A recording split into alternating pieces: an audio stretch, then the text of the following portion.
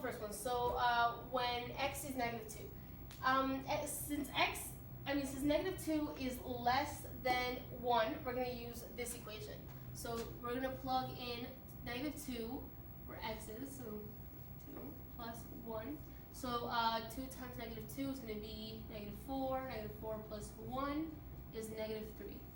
So your answer is going to be -3. Now for the next one, we have 6. 6 is greater than 1, so we're going to use the second equation they gave us.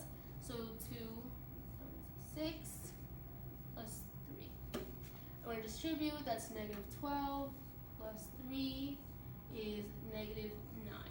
So our answer is going to be -9. So now the third function is 1. 1 is, since this function says x is greater than or equal to 1, we're going to use the second one. So -2 plus 3 equals +1. And that is going to be your third and final. Good? Got it? Okay, hi guys, it's Albany. And today we're going to go over graphing absolute value functions. So as you may already know, the formula for graphing absolute value functions is a absolute value x minus h and then plus k. And basically to graph an absolute value function, you have to first find the vertex.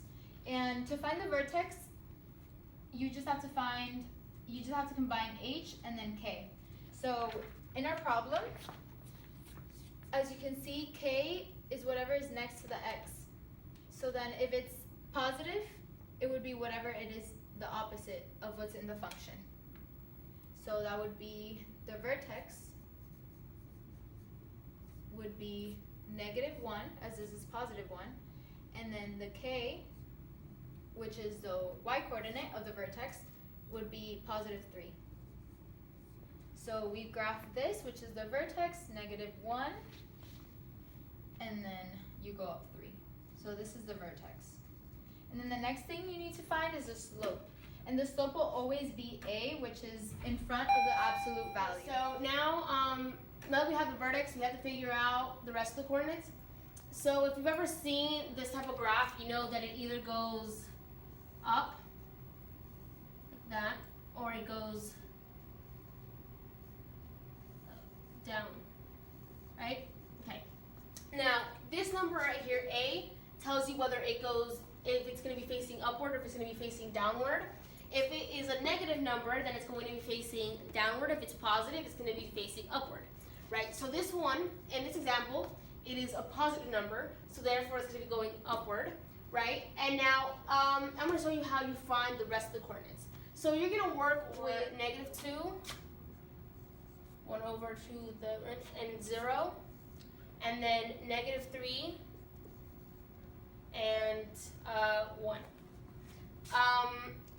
If you don't understand what I just did, it's that we're finding the value. You see, we're jumping outward by 1, so we're gonna find if the point is in -1, so we're gonna jump outward 1, so -2 and -1, and then -3 and 1, right?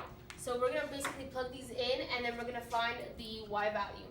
So let's see, y equals 1 to the value of -2 plus 1 plus 3. So, oh, sorry. I didn't realize that.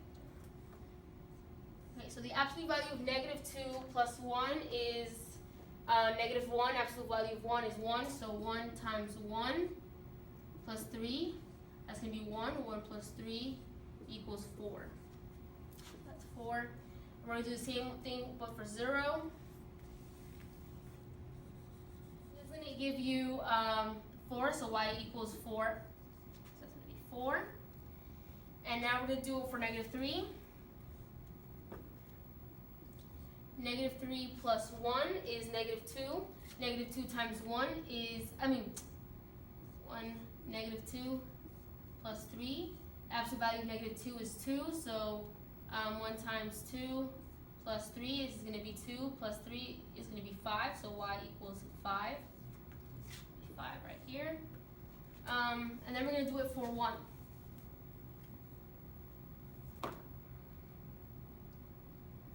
So 1 plus 1 is 2, absolute value of 2 is 2, so 1 times 2 plus 3 is going to give you 5 again. So y equals 5. Right. Okay, so now we're going to plot these, we're going to graph these points. So negative 2, 4, that's going to be right here. 0, 4, sorry, it's off. You'd be right here.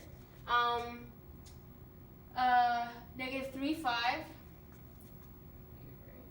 here, and 1, 5. And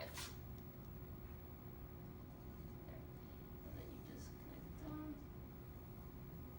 and that is your graph.